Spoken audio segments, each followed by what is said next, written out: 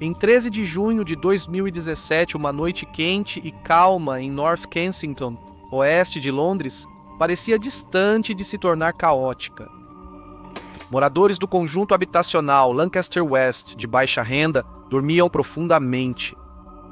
Em um apartamento no quarto andar, um cheiro estranho vindo da cozinha acordou um morador. Quando foi verificar, viu fumaça saindo da parte de trás da geladeira. O fogo rapidamente se espalhou pela cozinha do pobre homem, que imediatamente soou o alarme e chamou os bombeiros.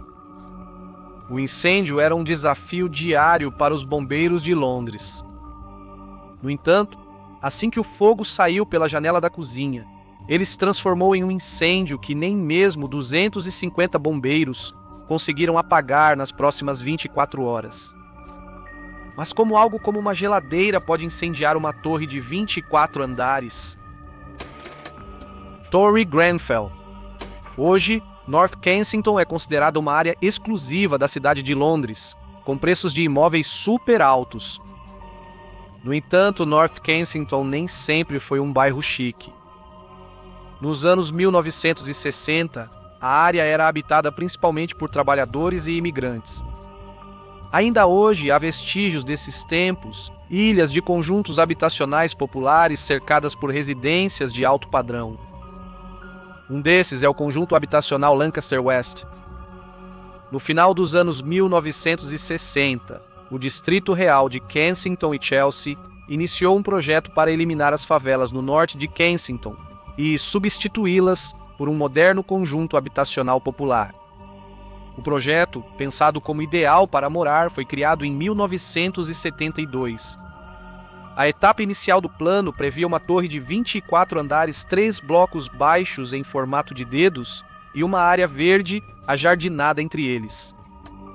Quando foi concluído em 1974, representou um grande avanço para os padrões de habitação social.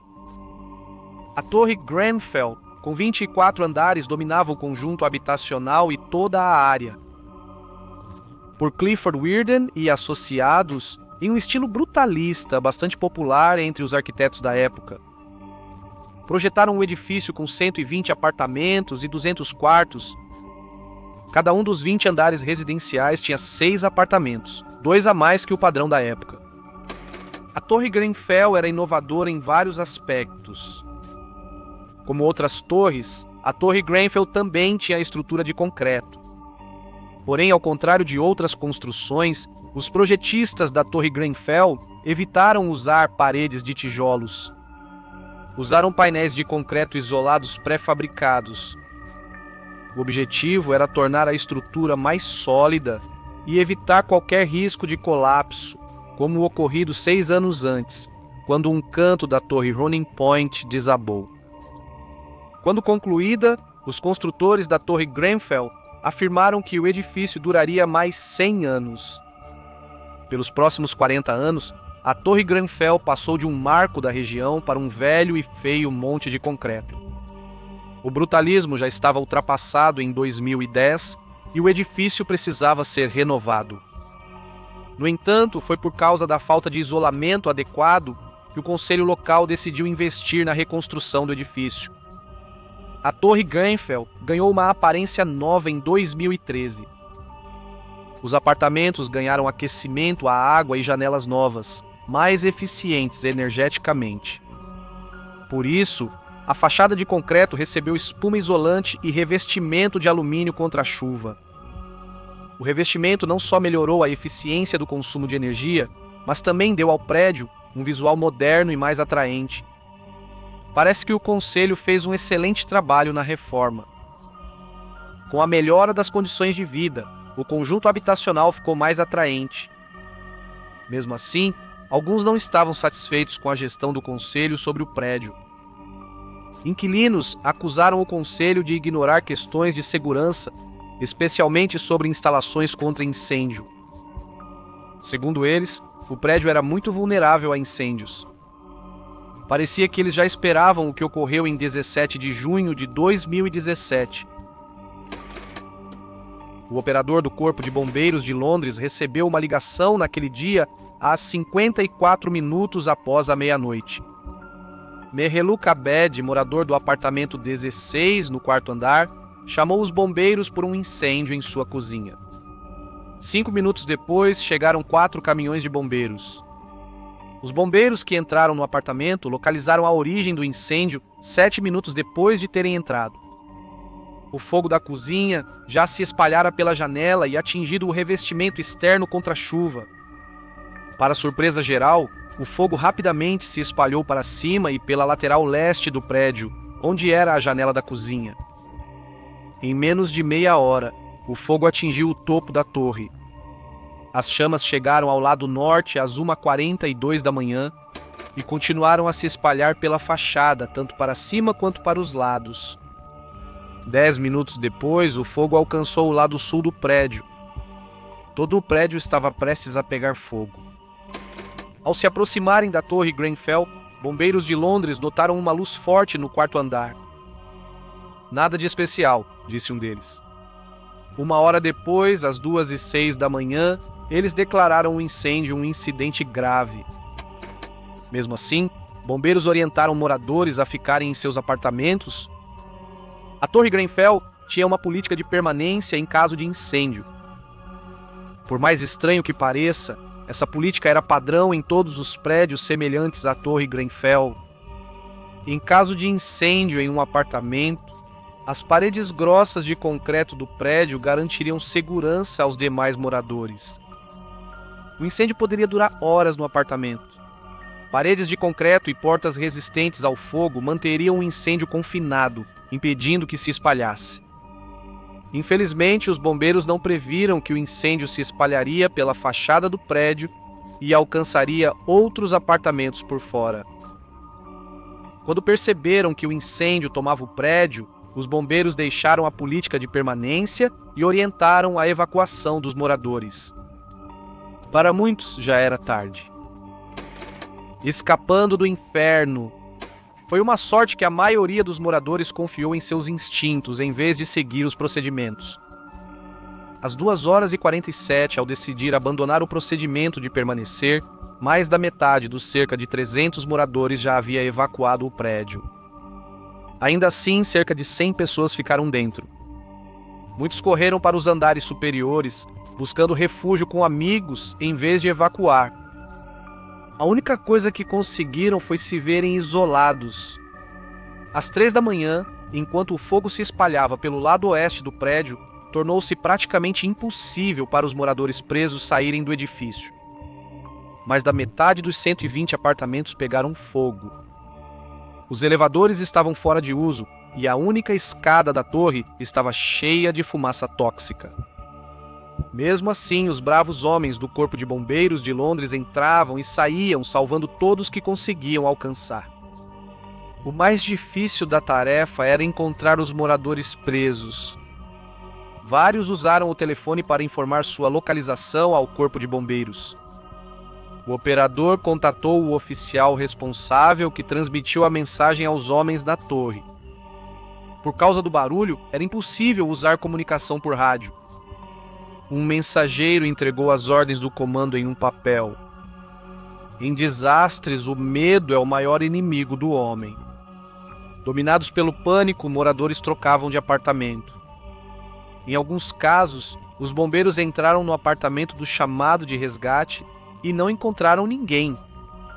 Alguns moradores decidiram não esperar o resgate e buscaram rotas alternativas para fugir. Houve algumas tentativas curiosas de sair do prédio, como um morador que tentou descer do seu apartamento usando lençóis amarrados. Algumas testemunhas relataram até que pessoas pularam das janelas tentando se salvar do incêndio. Às 4h30 da manhã, todo o prédio estava tomado pelo fogo. A alta temperatura dentro do prédio impediu os bombeiros de procurarem por moradores presos. Até então, só haviam resgatado 36 pessoas após o fim da política de permanência. 70 vizinhos seus nunca saíram do prédio. A maioria morreu nos andares superiores. Eles tentaram escapar do incêndio, achando que os bombeiros apagariam o fogo antes de chegar ao topo do prédio. Mal sabiam eles. Em questão de minutos, o fogo de alguma forma alcançou os andares superiores, para surpresa de todos os presentes. De fato, como isso aconteceu tão rápido? Essa questão foi central na investigação posterior.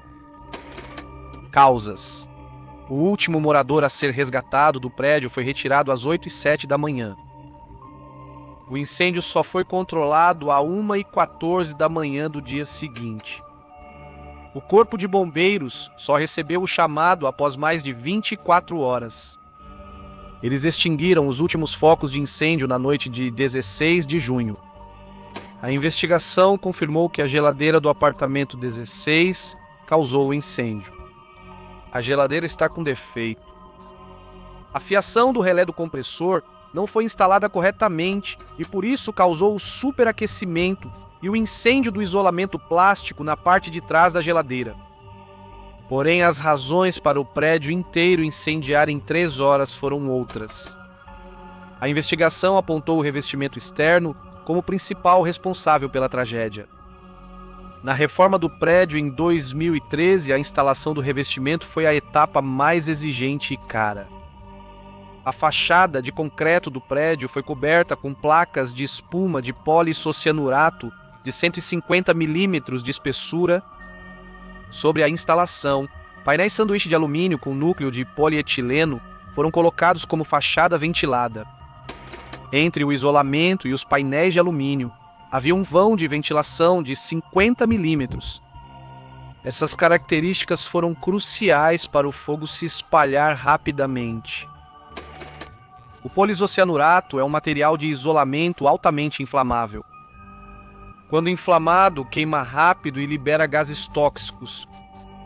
Quando usado em edifícios altos, como a Torre Grenfell, o guia fornecido pelo fabricante recomendava que o isolamento fosse utilizado em combinação com painéis especiais de proteção contra chuva não combustíveis e barreiras corta-fogo verticais e horizontais para atender aos padrões de segurança contra incêndio.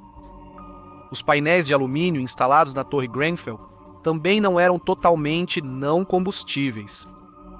As placas de alumínio eram, mas o núcleo de polietileno do painel não. O material também é muito inflamável. Esses painéis não eram indicados para prédios acima de 10 metros. Quando a Torre Grenfell pegou fogo, o revestimento de alumínio queimou como fósforo.